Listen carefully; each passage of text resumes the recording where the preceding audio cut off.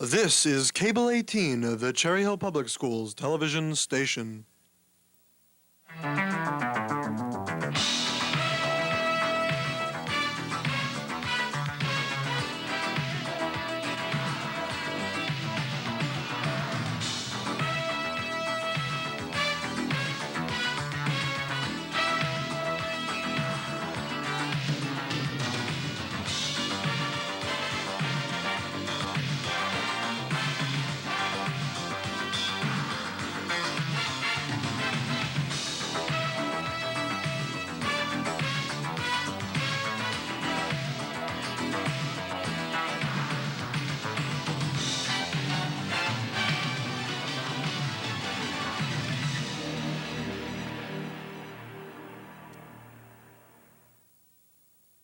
Good evening and welcome to the West Report.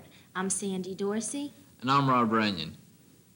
Theater Workshop is busy preparing for its annual 3-act play, which this year will be Thornton Wilder's Our Town. Performances will be held on Friday and Saturday, November 20th and 21st at 8 p.m. and Sunday, November 22nd at 2 p.m. Shari Baldwin had a chance to talk to Miss Biello, director of the show, and some cast members about the upcoming production. Hi, I'm here with the incredible cast of Our Town, and now the director, Miss Biello, will introduce this fine cast. All right, we have Dr. Gibbs, Mrs. Gibbs, their daughter Rebecca, their son George, I almost forgot, Emily Webb, her father Mr. Webb, her little brother Leo, her little brother Wally, Leo's his real name. We have Mrs. Webb, and then we have some extras. This is Mrs. Stoddard, our undertaker. Chrissy, who is wife and choir member and townsperson. Howie Newsom, who is our milkman and different sundries. And we have Sarber, who's the assistant stage manager. Can I move here? Another assistant stage manager and one of our choir people and townspeople. Thank you. Miss Biello, is this an easy cast to work with? This cast?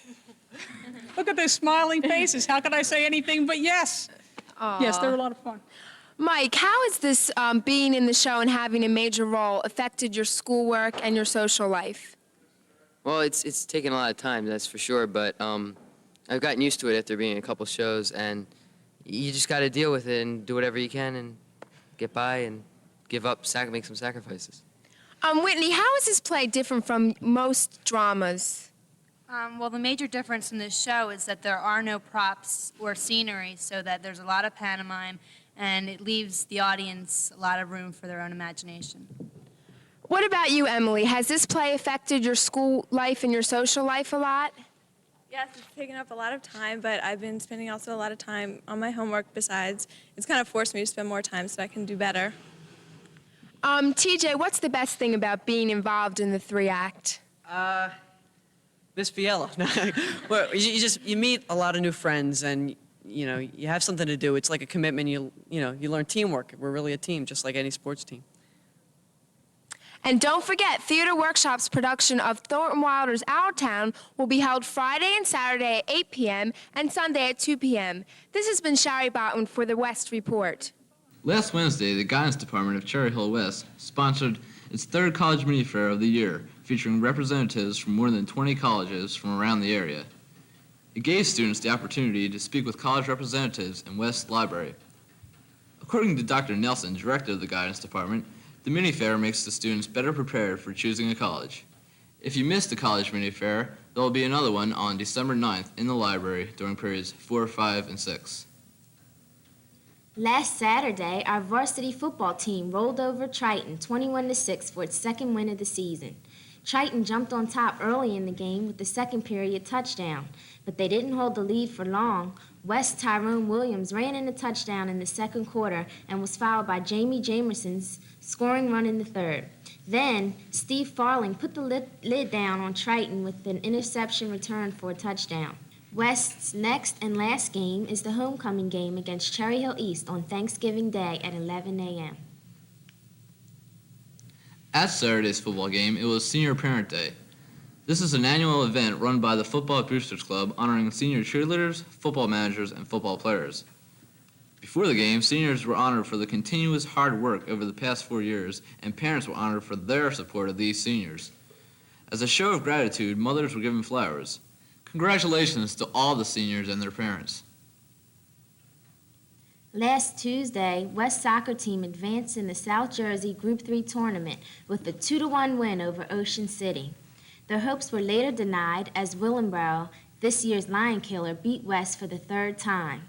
The score was tied at 1 after 2 overtimes of scoreless soccer. A shootout followed, and Willingboro outscored West 4-3. West now has only 1 game left, which is against crosstown rival Cherry Hill East to decide the conference championship. The game's time has yet to be announced. Let's hope that the Lions end the seasons on a good note with a big win over the Cougars. And here's a reminder, for all students participating in winter sports, makeup physicals will be held on November 19th. With all the postseason tournaments for fall sports going on, it is important to have a completely healthy team. An injury at this point could be devastating to a team's chances. Here's TJ Locke with a look at how West is handling sports injury and its prevention. Today's society, with all the fault injury litigation, it is necessary for schools to prevent and treat injuries as best they can in their athletic programs. One way to accomplish this is through the use of a school trainer. Cherry Hill High School West is one of the very few privileged schools to have an on-staff trainer.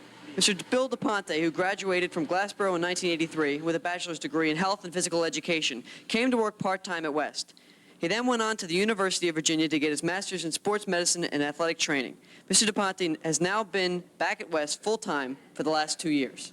Here we are at the trainer's room at Cherry Hill High School West with trainer Mr. Bill DePonte. Thanks for being with us. No problem. Now, what exactly is your job as trainer? Well, my job entails basically the overall prevention, treatment, and rehabilitation of any injuries incurred in athletics here at the high school. Now, are there some injuries that are more common than others? Sure. In any sport, there's going to be a likelihood of having more of an occurrence of one injury than another. Mostly ankle sprains and shin splints is real common. Okay, now, is there any way to prevent these? Something that you could tell the people out there to stop them from coming to you? Well, they stop coming to me, I won't have a job. But there are always ways of preventing type of injuries, especially the overuse type injuries such as shin splints and any inflammatory conditions. Basically, the best way to do it is make sure they're well conditioned before they get into a sport.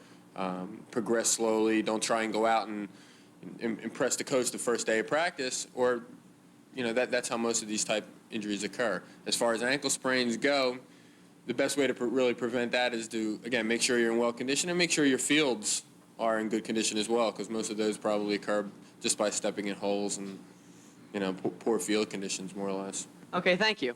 This has been TJ Locke for Cable 18. Here's Drew Hannes with this week's edition of What's Hip. Hi, I'm Drew Hannes, and I'm here to tell you what's hip. This week, we're going to take a look at an English rock band, Squeeze. Squeeze has become very popular in the U.S.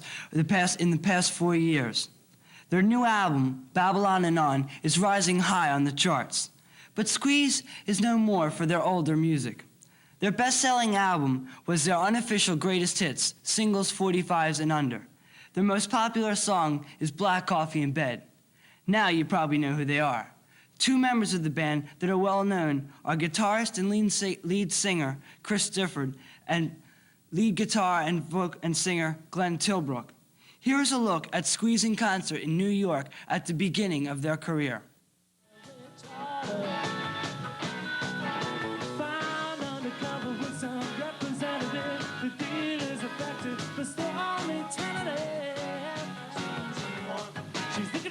The sound is the same today, and they are an underrated band who is just starting to receive recognition. This month, they were featured in Rolling Stone magazine with a two-page article. If you can, catch Squeeze's new video, Hourglass, or pick up an album, except Cozy Fan Tutti Frutti. It's just not Squeeze. I do recommend East Side Story, Singles, and Argy Bargy. Well, that's all for this time. I'm Drew Hannes, telling you to stay tuned to Squeeze, and I'll see you next time on What's Hip? In this week's New Teacher Spotlight, we'll feature Miss Rebecca Fazzini. Miss Fazzini received her BA in Education from Rutgers, New Brunswick, and her Master's from the Rutgers Education Program. She most recently taught English at Rancocas Valley High School and summer school at Pemberton High. Here at West, she teaches freshman English and is business advisor for the yearbook. Miss Fazina interests range from painting to reading to traveling. She finds the students, staff friendly and cooperative and is enjoying her first year teaching at West. Best wishes to Miss Fazina for a successful year. Looking ahead to next week's Thanksgiving holiday weekend, next Wednesday at the end of the school day, there will be a pep rally, and the homecoming queen for 1987-88 school year will be chosen. Then, on Wednesday night, there will be a now and then dance held to welcome back all West alumni. Finally, the annual homecoming and football game takes place on Thanksgiving, which is Thursday, November 26th. Stay tuned immediately following the junior school news for the second edition of The Guidance Show. This week's program deals with the topic of financial aid. Viewers will be able to have their questions answered live by a visiting team of experts.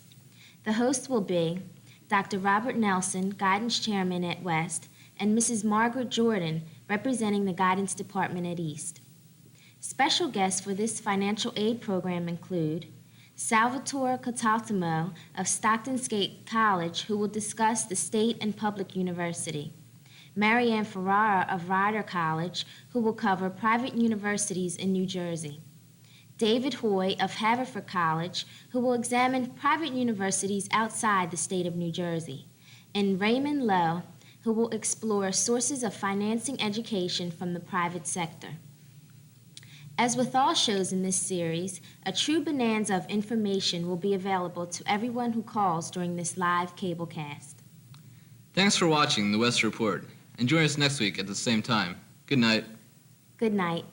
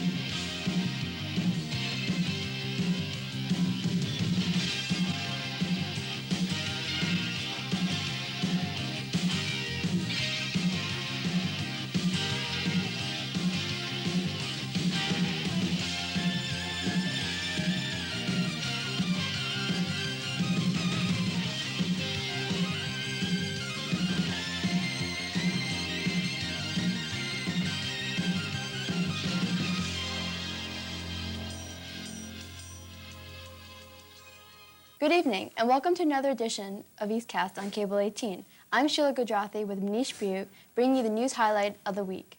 As the school year gets underway, many activities are being planned and many clubs are holding events. Student Congress has already planned many activities for the future. In our news coverage, we will bring you up to date on the events at East. One of the biggest events being planned and carried out at East this week is Homecoming, which will be held at 11 o'clock a.m. the morning of Thursday, November 26th at Cherry Hill West. This year, Homecoming promises to be an exciting one with all the classes in full spirit with their floats. The general theme of this homecoming is a time period. Each class has its own float and their own homecoming queens except for the seniors. The seniors usually having 4 queens, but due to a tie this year, they have 5. The seniors' homecoming theme is the Stone Age, and their queens are Julie Schwab, Elisa Polak, Naomi Spurn, Toby Seltzer, Amy Reinstein, and Miriam Zibal as junior miss. The juniors' theme is the future, and their queen is Linda Mona. The sophomores' theme is the 60s and that whole revolution with their queen Alison Moss. And finally, the freshmen have an Egyptian theme with their queen Jennifer Dunsey. The judging of the floats will probably take place before the homecoming game between East and West, and the Parade of the Queens will be held at halftime. John Goldstein and Scott Cooper-Smith will provide commentaries for the game, and Scott Hodis will bring you halftime highlights. Don't forget, tomorrow is the last day for East's Goodwill Drive for the handicapped of South Jersey. Bring in clothing and small household items which can be resold in Goodwill's thrift stores. All proceeds from store sales help fund Goodwill's rehabilitation programs for handicapped people. So it's time to clean out your attics, garages, basements, and closets of those shirts, pants, shoes, sweaters, and other items you've been wanting to get rid of lately. Now's the time, don't be late. Tomorrow is the last day, so don't forget. Bring your items to the Goodwill bins in Communications tomorrow. All donations are tax deductible. Receipts are available. Thanks for giving. Thanks for caring. Tomorrow is also a day we've been waiting for. Cherry Hill opens The Spirit of America as its fall musical. In light of celebrations this year concerning the bicentennial anniversary of the Constitution, this play, documenting the history of America, is an apt choice. Directing the play is Mr. Robert D. Nation, and Mr. Thomas Weaver is the technical producer. The Spirit of America is a comedy drama, a musical review of various American plays. Excerpts from famous productions such as Oklahoma, West Side Story, Tin Types, Music Man, 1776, and The Crucible will constitute the majority of the Spirit of America. The play will be shown tomorrow, Friday and Saturday, November 19th through 21st at 8 p.m. in East Auditorium. Tickets are only $4 each. We are looking forward to seeing The Spirit of America, as this special production is bound to be a great success. To tell us more about the play, here's Lauren Brandt with Mr. Robert D. Nation, the director. Mr. Nation, what is the format of the fall show this year? Well, this year's show is a review. And by a review, we mean that it's a collection of material. This show is particularly unusual because it is a tribute. We are all, I think, very excited about the 200th anniversary of the Constitution, particularly with the celebration that occurred in Philadelphia most recently, and we all want to be a part of that excitement. So we've put together what I believe is a tribute to the excitement, a tribute to the document itself. We've done a lot of research, and in the process, I think we've all learned a great deal about some of our history. The students bring some of the historical figures to life. We recap some of the moments that have transpired in the 200 years since the signing of the Constitution, which have made America so great, our achievements, our accomplishments. How are auditions held for this show? This year, because we were thinking about taking the show on tour, we auditioned last spring, and we invited students from Beck School as well as the freshmen, sophomore, and juniors from last year to audition for us. And the students were asked to prepare a monologue, a song, and a dance. And we chose 40 students from the group of about 150 to be involved in the production. We had originally intended for the production to go on tour, but I think that, after we had several meetings and talked about the kind of cost that would be involved, it seemed to be prohibitive. And we decided to just keep the production here and do our very best job to inspire the community with the excitement of the Constitution and its birthday. Sounds like a job for a lot more than one person. Can you tell us who else is helping you out with this, including some key students? Well, first of all, we have very talented staff, and I'm very excited about some of the new people that we have here. First of all, Lisa Wilson, who has joined our staff this year as a vocal director, is doing everything. She is involved with the bells and the madrigals and all the choral groups, and in addition has taken on this unusual situation, because we normally do not have a musical in the fall. But she took on the experience, and I think she's learned a great deal about all the talent we have here and the pressure of producing a show of this magnitude at East.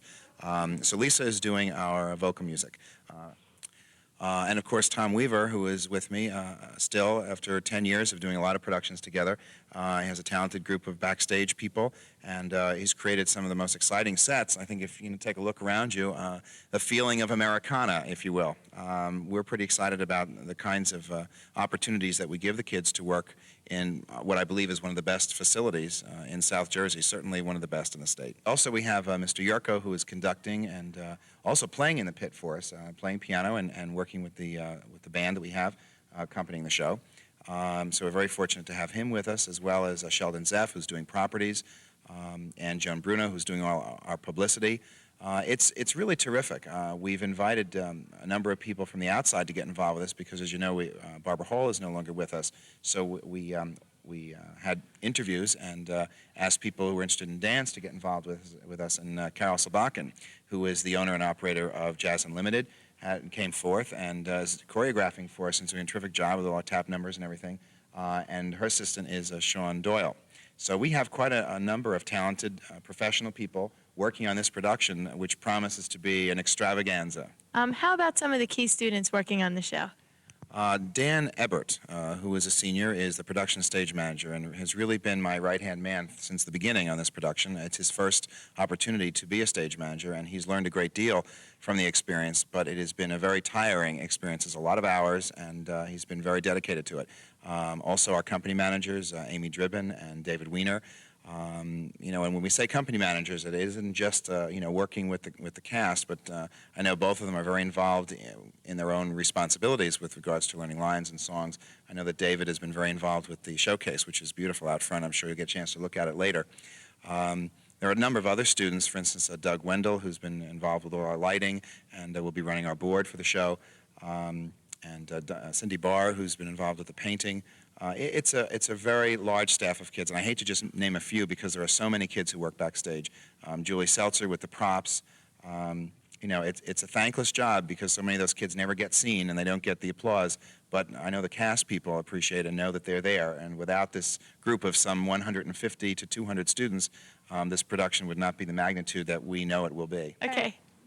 Thank you very much. And for all our viewers, please come out and see this show of Stars and Stripes and Spangled Banners this Thursday, Friday, and Saturday night, the 19th, 20th, and 21st at 8 o'clock p.m. in East Auditorium. Tickets are all reserved, but will be on sale on the evenings of the performance. So thank you very much. This has been Lauren Brandt for EastCast.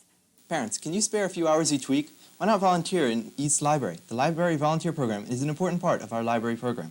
What do the volunteers actually do? They assist in various aspects of the day-to-day routine of the library. Volunteers check out magazines, newspapers, and microfilm, as well as keep the periodical area tidy. No experience is necessary because we offer an informal training program.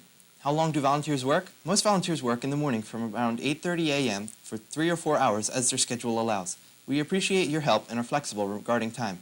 If you are interested, why not call the East Library at 424-2222, extension 202, asking for one of the librarians who can give you more information. This year, the language clubs at East are off to a great start. The Spanish Club attempted to arrange Mexican dinner at a nearby restaurant, but got rained out. They do plan, however, to go Christmas caroling at nearby hospitals in December.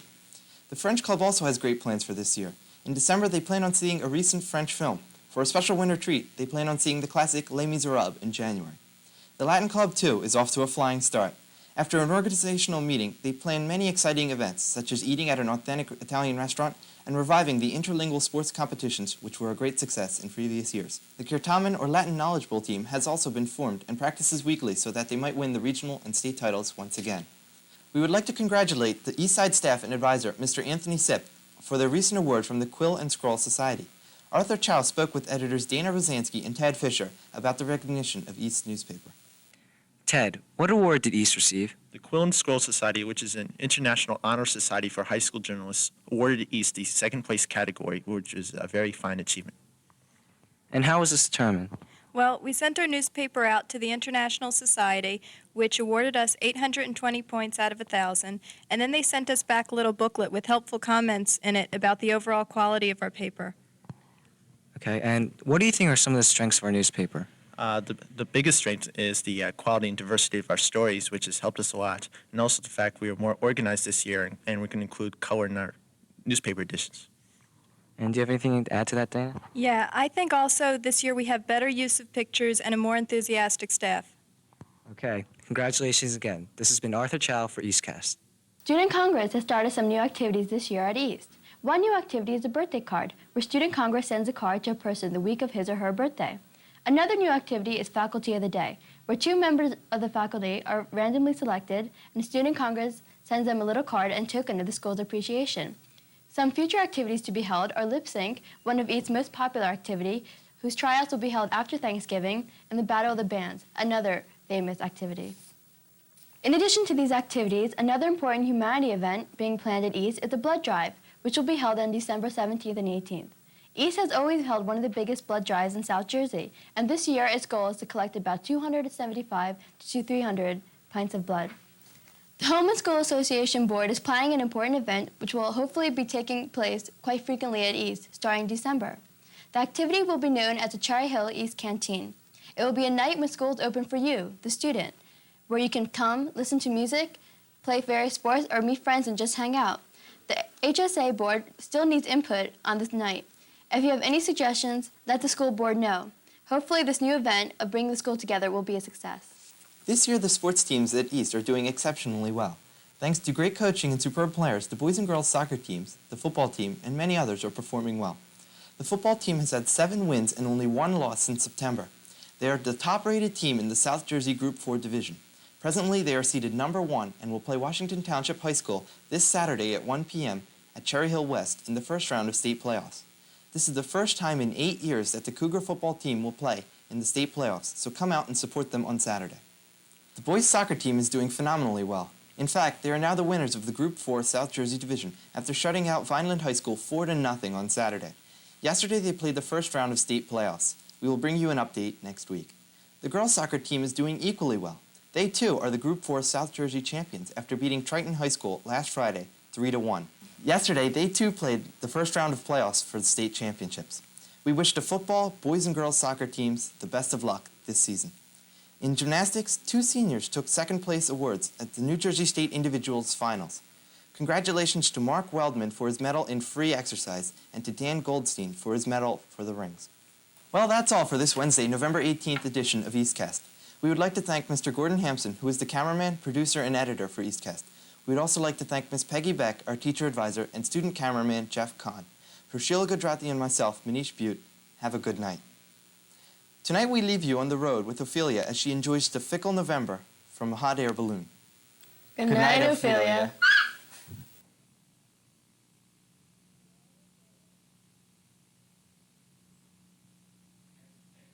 Hello, I'm Nicole Williamson for Carusi News. Last week we had 2 assemblies, one for 7th and one for 8th, as mentioned by Heather last week. It was a theater presentation which addressed the sensitive subject of drug abuse. The actors were Ed Felix and Hilary Bader. They used songs, stories, dances, and mimes. They described the influences that could result in a young person's decision to use drugs. They also explored the strengths of a youngster who can say no. Well, to keep things rolling along, I can't think of anything more appropriate than to mention our first skating party, which was held this past Monday night. Everyone had a great time. Now let's go to Mark Donofrio at this time for the sports. Mark? Thank you, Nicole. The teams are still in practice, and so far they look quite promising. Wrestling and basketball are coming along pretty smoothly. Here's a clip of our basketball, girls basketball, and wrestling.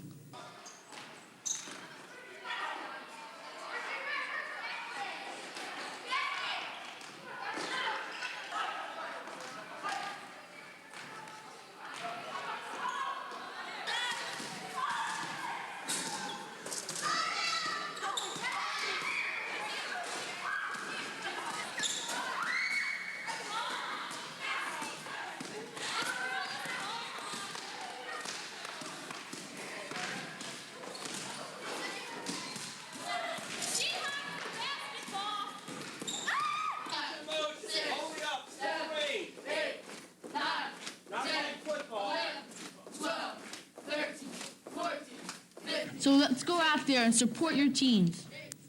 As you can see, we're looking forward to a great season. I'm Mark Donofrio for Carusi Sports. Back to you, Nicole. Thank you, Mark. It's a great concern to our nation that students lack the geographical awareness about the world around them.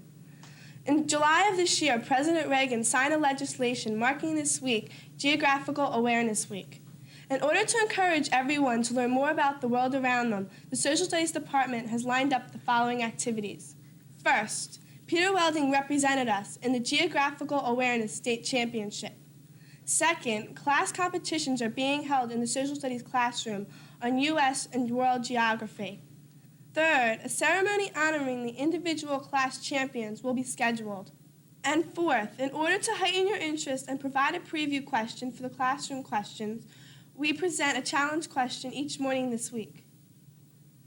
And now, here's Sarah Duvall with another new member of our staff. Sarah? Hi, I'm here with a member of the guidance department, Mr. Mancini. Hello, Mr. Mancini. Hi, Sarah. How are you? Fine. I have a couple questions to ask you. Where were you before coming to Carusi? I was at the East High School, and I've been at the West High School. Were you always a guidance counselor? No, I've taught Spanish.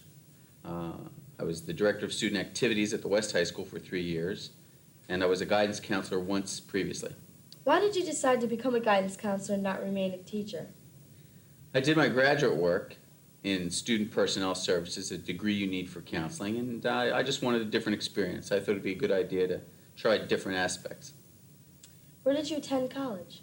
Glassboro State College, for my undergraduate degree, and I also attended Rutgers.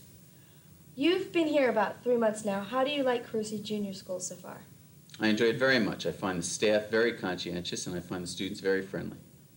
Well, Mr. Mancini, thank you for coming down here to Carusi News. Thank you for having me. Now back to you, Nicole. Thank you, Sarah. Carusi Junior School is proud to play host to the All Cherry Hill Band and Orchestra. These musicians are the best instrumental students in the district, and they promise to give an outstanding and unforgettable performance. The music department would like to take this time and opportunity to invite everyone to attend this program at 7 p.m. on Thursday, November 19th, in the gym at John A. Carusi Junior School. This bulletin just handed to me about the Geographical Awareness Activities results. The morning began with Peter Welding competing against 11 other students in the first elimination round, scoring 12 out of the possible 17 points in this phase of the competition. Pete finished third and missed moving on to the final elimination round by just 2 points. For his outstanding performance, Pete was commended by Senator Bradley, and we join with the senator in saluting Pete. And now, here's Aviva Kushner to report on a very special person. Last Sunday, November 15th, marked the first anniversary of the death of Dr. John A. Carusi, the man for whom our school is named. Dr. Carusi began his teaching career as an elementary school teacher in Plainfield, New Jersey. He soon moved to the Cherry Hill School District, where he assumed positions at Woodcrest and Heritage before being named principal at the newly renovated Brainerd Junior School. Dr. Carusi served as principal of Brainerd until his death last November. In June of this year, the Cherry Hill Board of Education honored him by renaming the school that was so much a part of his life. Thank you, Aviva. I'm Nicole Williamson saying goodnight from everyone here at Carusi News. This is Cable 18 of the Cherry Hill Public Schools television station.